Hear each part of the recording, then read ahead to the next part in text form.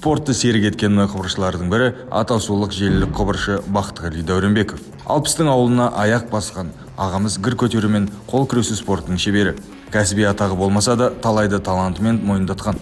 18 жыл бойы мұнай тасымалында еңбек еткен ол жастарға темір қазық іспетті.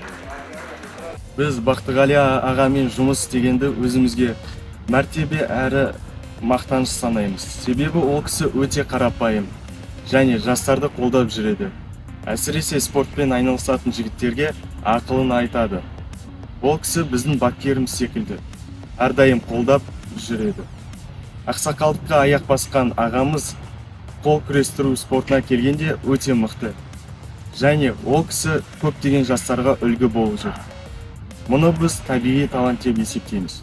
Бақтығали Дәуренбеков биылғы компания спартакиадасында қол күрестен жүлделі 3-ші орын иеленді. Жалындаған талай жасты қапы қалдырды, көрермен көзайымына айналды. Мұның сыры ұдайы спортпен айналысуда дейді ол. Және өскелең ұрпаққа айтар кеңесі де бар.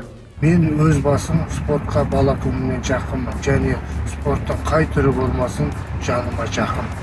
Қазіргі күні 60-қа аяқ бассам да спорттан қол үзген емеспін, үзбеймін. Ең бастысы өз денсаулығымды ойлай білу керек. Таңертең ұйқыдан тұрғаннан соң 10 минут жаттығу жасасаңыз да жеткілікті. Бұл күнделікті әдетке айналуы тиіс.